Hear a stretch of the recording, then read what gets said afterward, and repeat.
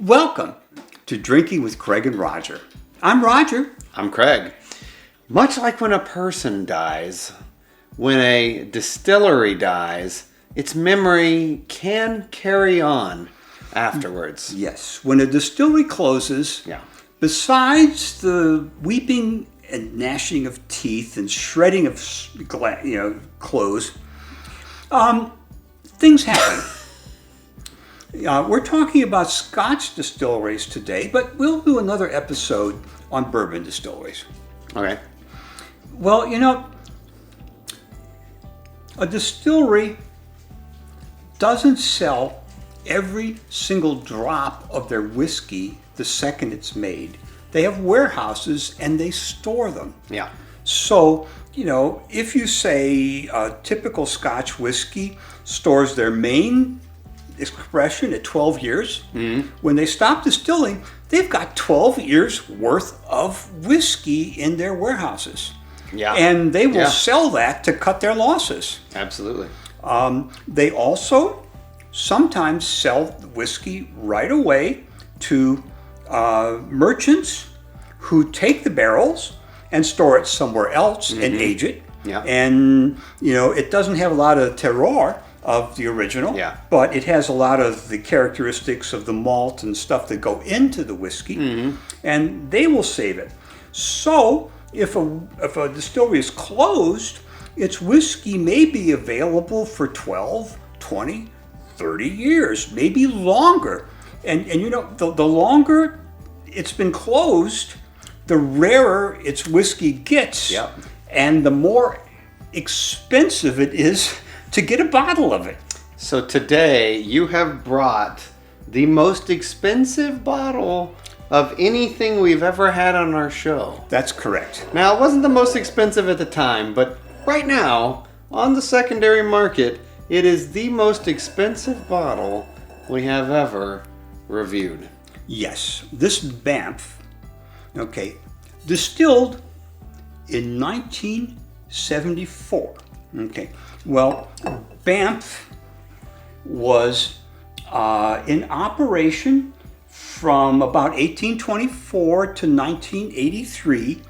That was a time when whiskey was not so popular and a lot of 80s, distilleries closed. Yeah. Okay. We've talked about that before, this craving for light whiskeys. light spirits I'm not going to. But the dark ages. I'm just for saying, whiskey, but they closed. Yeah.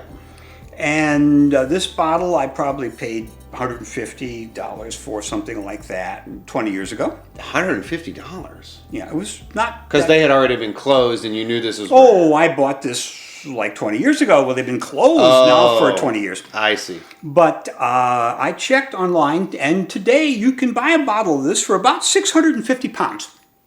This very bottle. This very bottle. And that's something like about $850. Okay. So you did good. That's a pretty, well, if you were investing in whiskey, that'd be a pretty good return, I think. Let's see, what is that? 150 to close to 900. That's like about 200, 300, 400, 500, 600% in 20 years. Okay. And anyway, but that's why a lot of people buy these things. Do you think the whiskey's gotten 600% better? The whiskey has not improved one iota. Look, not one iota. It's not one bit. No, not a bit. This is the same as it was the day they put it in the daggum bottle. Yes, which was probably 12 to 16 years after sometime in the 80s.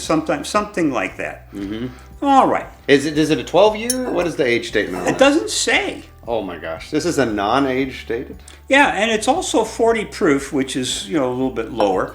The Spirit of Scotland bottling, is, well, it's a nice bottling. It's not like Gordon MacPhail's, but it's a nice bottling. So, it's an independent bottler. So they squeezed as much as they could out of this distillery. You put a little extra water in it, and you get many more bottles of whiskey you can sell. I'm going to allow you to open this. I will. Because you can buy a lot of denim long sleeve shirts for $900. So not with this on it.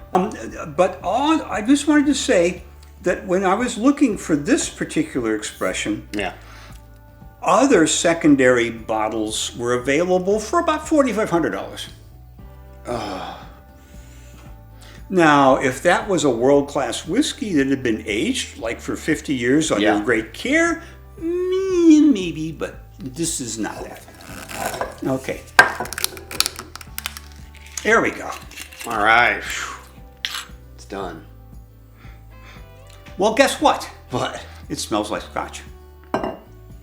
It does. That's amazing. It's amazing. It smells like Scotch. Let's try it. Okay. Well, Banff is a Highland Scotch. Yeah. It's fairly close to the ocean, but not right up against it, so it may not have very much iodine in it. It also,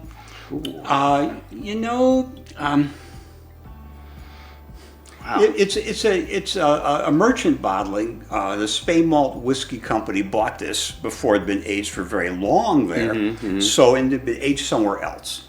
So it may not have much of the terroir of the terroir. Terroir, yeah. It smells really good and really potent. Really strong smell. At 80 proof? Okay. Yeah, I'm surprised. Even at 80 Oh, proof, what it's do you very think? nice. Oh, yeah, it's very malty, very sweet and malty, right on the nose.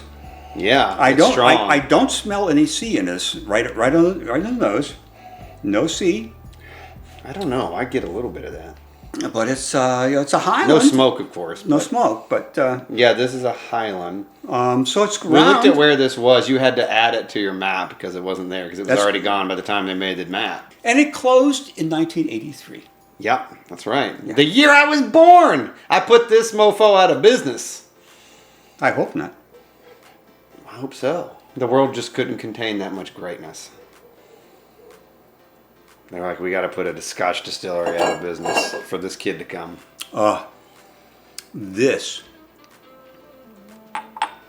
is a great brew for the middle of a blend.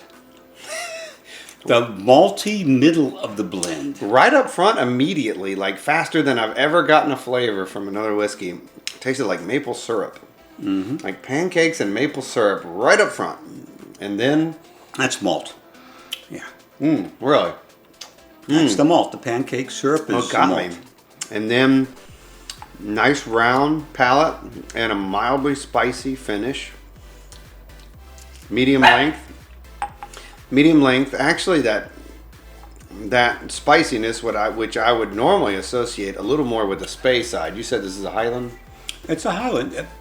But it's got actually a kind of a lingering bite, not in a bad way. It's got a lingering spice to it at the end, I think. The Spey sides are traditionally a little lighter than this, like Glenlivet and Glenfiddich. They're lighter body.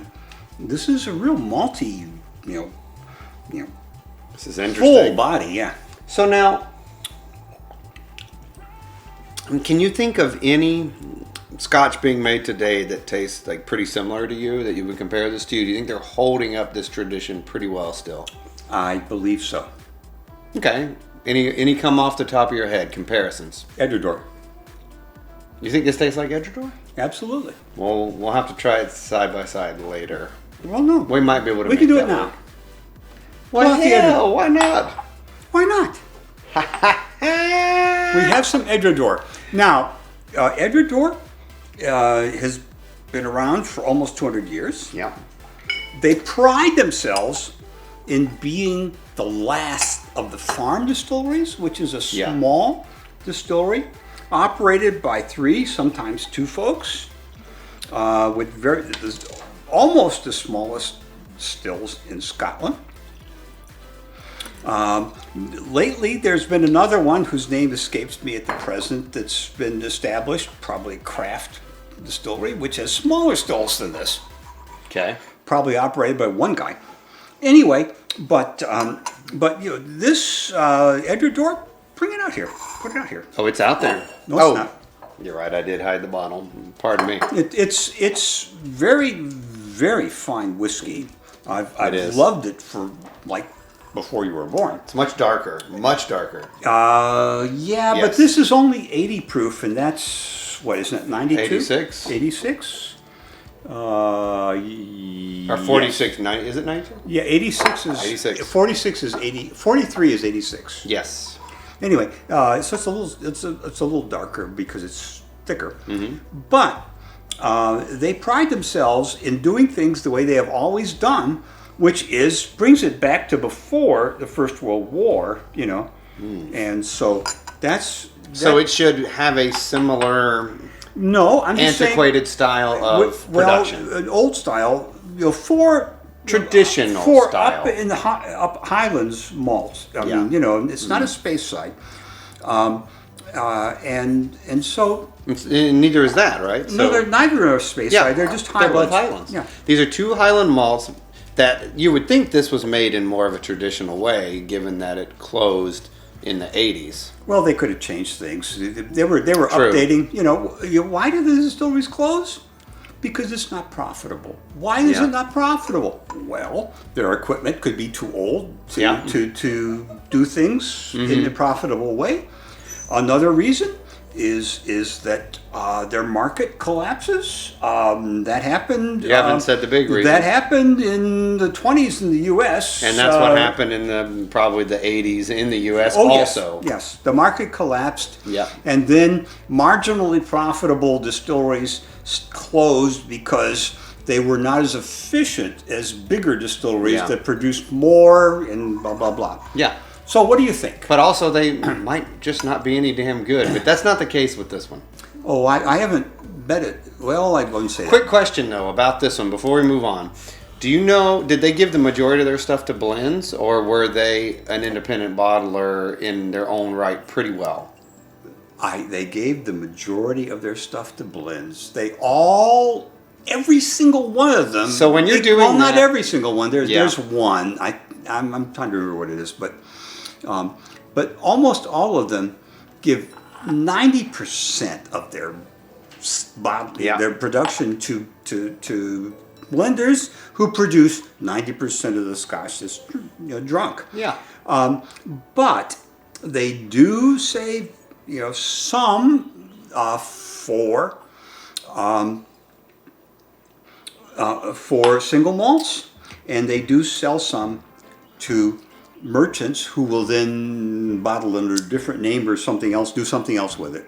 Now, when a place gives the vast majority of what they make to a blender, don't you think that their profit margins are much smaller than they would be if they were selling a lot of their own make? So that is why when the market collapses and they're only selling to blenders, like they have a smaller range that they can sustain, right? Don't you? Would you say that's the case? Sort of, but the thing is, sorry to say this, the market for single malts, at least up to the 1980s, was much, much, much, much, much smaller. Yeah, it was a niche thing. It was a niche thing, and so maybe they made more profit on this, but they didn't sell very much of it, not enough to keep them in business. Yeah. Sort of like almost all the breweries that we've been talking about in some other videos, they have tap rooms. And when they sell a beer for $5 or $6 a pint, or 12 ounces or whatever they pour into your glass, that's really, really, really profitable. But how much do they sell in the tap room? Not very much compared to everything else. Compared to everything else. Yeah. Everything else, they can sell their beer to a distributor, who then sells it to a retailer, and then who sells it to you for less than $2 a bottle. And everybody in that line makes profit, including the brewery. Yeah. So yes, if you want to sell your single malt, you're going to make more profit off of it than if you sell it to a blender. But you're not going to sell a whole hell of a lot of it, and you still have all this overhead to pay for. So what the hell? Yeah. Well, this is pretty fine stuff, actually. Did you? The more I'm sipping on it now. This? When I compared it, yes. Yeah. Yeah, it really holds its own. I'll tell you, it's not Nice and light. It's not any finer, at $850 a bottle than it was at $150. It's ridiculous. Collectors are the only people. I mean, people who never plan to open it. That's who would pay that money. Yeah. But moving on to the Edradour. Similar, related noses. Oh, yes. But Edradour is much darker and richer smelling. Well, richer. It's 6 proof better. And I get that maple syrup off of this one, like in comparison, especially. Oh man, that's similar. They really are. Like after I was coming off of this, I don't think I picked up a lot of distinctiveness off the Edradour, which means they must be fairly similar. Well, they're close, and I think you have some maps to show you how close they are. We will show you the proximity. They're not up in the real highlands, and they're not real close to Speyside, So, no, Banff is barely in Speyside, but anyway. Wow, they're really good. So yeah, I mean, I would say Edradour is probably carrying that old tradition pretty well. Oh yeah. Because it really, for the area and the style, it's really carrying a lot of similarities to this, 40 years dead distillery. So that's this. Yeah. Now since the 1980s, there's been a revival in interest in single malt scotches. Yeah. And there's been a revival in distilleries that have disappeared. Right. So we have one who is a recreation, at least they hope, of a lost distillery. Okay, let's give this a whirl. And it's on a series, I guess, or a company called the Lost Distillery Company. That is correct. And it's Stratheden. Stratheden was in operation from about 1829 to 1926. Yeah. Wow. They stopped distilling in 1924, and then they closed up in 1926. Okay. So what happened? They stopped distilling, Yeah. and they started getting rid of their whiskey by selling it off. That's what they did. Yeah. Now, what was going on in the 1920s that would affect Scotch, consumption? Perhaps prohibition in the United States? Prohibition in the United States messed up everything. Yes. There were still some Scotches that were sort of smuggled into the U.S. in various ways, adulterated, Prohibition really caused people to drink a lot of stuff which was really, really unhealthy for them, but they did it. Anyway, but that's what we have here. All right. Now, this company, unfortunately, from what I've read, could not get a sample of Stratheden. Okay.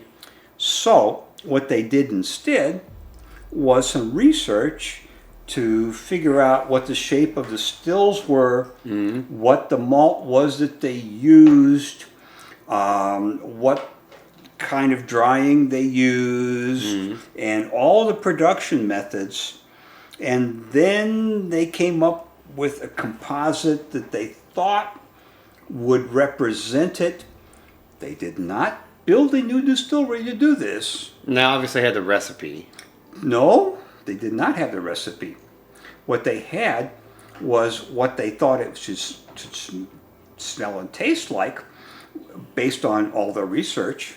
Then they used a lot of different scotches in production today, blended them together to come up with the taste profile that they thought this should have had. That's what they did. Okay.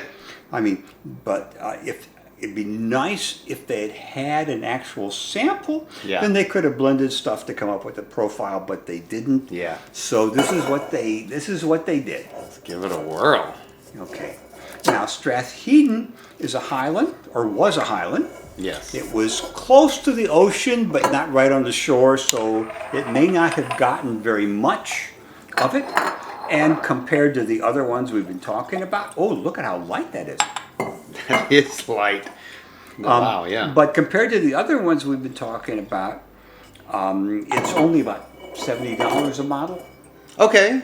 As opposed to yeah, $850 a bottle or more than that. So whatever. That's ridiculous secondary price stuff. Well, that's secondary market stuff. It is, the price of whiskey has something to do with its quality, but mostly it has to do with its production expenses, and then beyond that, it has to do with its rarity.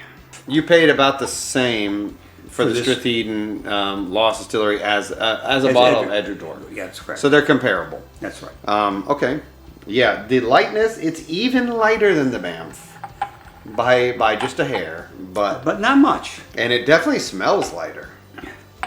Much lighter smell. Oh, yeah, it's a little bit lighter smell. More on that fruit side, more of that Irish whiskey type of nose, in my opinion. Yeah, well, but no... compared to some other Highlands that we have tried. But no raw, such as raw barley in there, like the unmalted barley. No, I'm not saying it smells just like an Irish, but I associate Irish whiskey with a fruitier nose.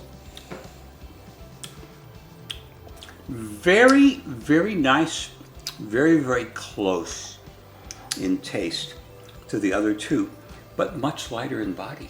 I think this is closer to Speyburn as I remember it. Like that Speyburn 10-year? Maybe even lighter than that. Maybe closer to Glenlivet and Glenfiddich, but it's rounder. You're right. That Glenfiddich we tried, this is similar to the Glenfiddich, but not as spicy.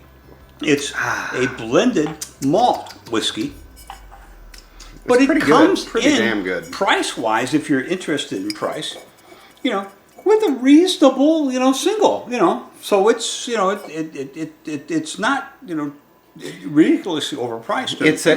It's priced like an entry-level, high-quality single malt. Like an Edradour, like an Edradour 10, stuff like that. So now, going between these, okay? Okay. This is definitely the lightest, I think. Yeah. Now, I want to move back to the Banff because, oh, God, I can't get enough of that pancake syrup. The Banff really has a nice maple pancake syrup kind of nose to it. I love that. It's nice. Now, that is where, comparing them between these is where that 80 proof aspect kind of shows itself. But it's a good flavor. It's a good flavor. Okay, Banff. The Banff is nice stuff. But yes, it is certainly lighter in comparison to the other two. That's the sound of good whiskey. Oh. That's slightly sharper. That's a little bit better whiskey. I compose a piece with your whiskey flight. Mm-hmm. This recreation of this Stratheden has really nice ginger kind of flavors, a light, borderline tropical fruit kind of flavors to it, like dried candied pineapple, mango, that kind of thing. Like, it's really nice and light. It's wonderful. That is very, very good. If you're in the mood for that, it's very good. All right. These are honestly all three very much winners. Oh yeah. What is impressive to me is that I guess the Edradour really seems to carry that tradition along with it. It's something you can get today that is fairly close to at least this Banff. At least the Banff. It's very, very different from the Stratheden recreation. But, I mean, it is like stepping back in time, I would say. And if you can visit the distillery, I think they're open these days, but they closed down for the pandemic. Mm-hmm. But if you can visit them, they will show you how they make it. And they love it. And it's a very nice tour. And we took a look. You keep several books of labels from whiskeys you've had from your past.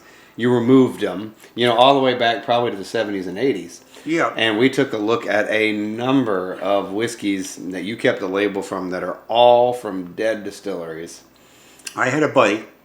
Yeah. His name was Timothy Gantz. Yes. We've talked about him several times. Yep. And he thought about how he could prove to anybody that he had tasted these whiskeys that he was thinking about. Yeah. And so he saved the labels. Yeah.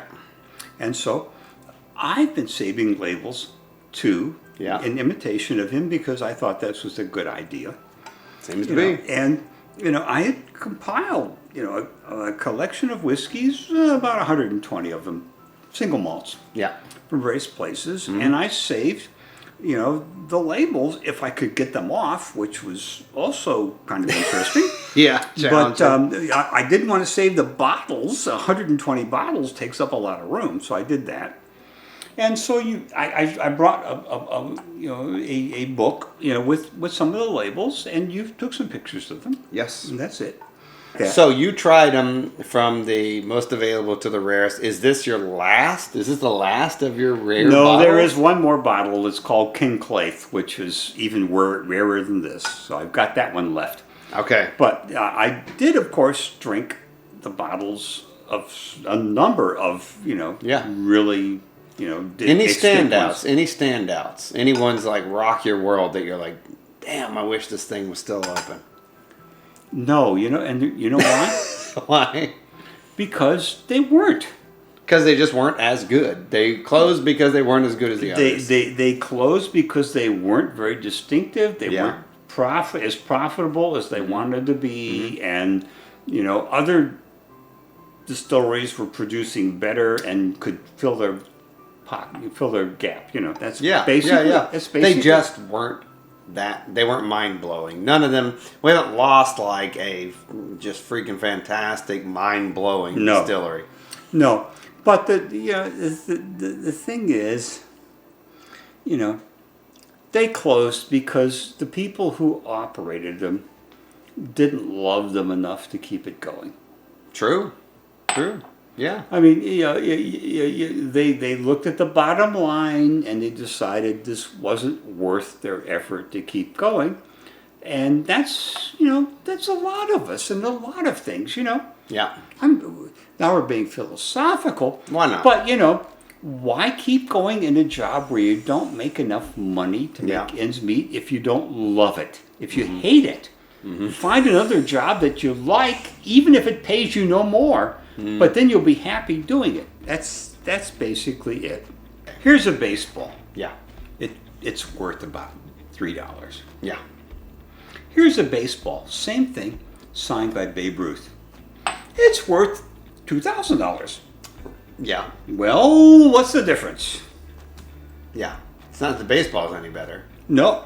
It just has a collector's That's the value. collector value. That's it. You could say, hey, I got a baseball signed by Babe Ruth. Hey, I got a bottle from a closed distillery, Banff. That's right. That's right. So signed by the owner of the distillery before it closed. Whatever. That's another thing. You can get that too, Well, but you have to go there to get that. You have to go up and get the guy to sign it, Well, I appreciate you bringing this bottle of Banff and Stratheden. And so I appreciate you cracking the seal and us getting to enjoy that together. And I hope you guys enjoyed this. If you would like to see more, please like the video and subscribe to our future videos. And leave comments. Let us know what you think. If you had any whiskey from lost, dead distilleries. And if you have any thoughts on anything, let us know. I have a bottle left from King Claith, which Maybe is we'll save the hardest that for one. our 100th episode. Maybe. But if you want to see us open that, send us some money, and then we'll do it, If you want to see us drink the King Claith, you better pay up. Pay up. Pay up. And if you're interested, let us know, and we'll tell you how you can pay up. That's right. That's it. All right. Cheers. Cheers. Hey.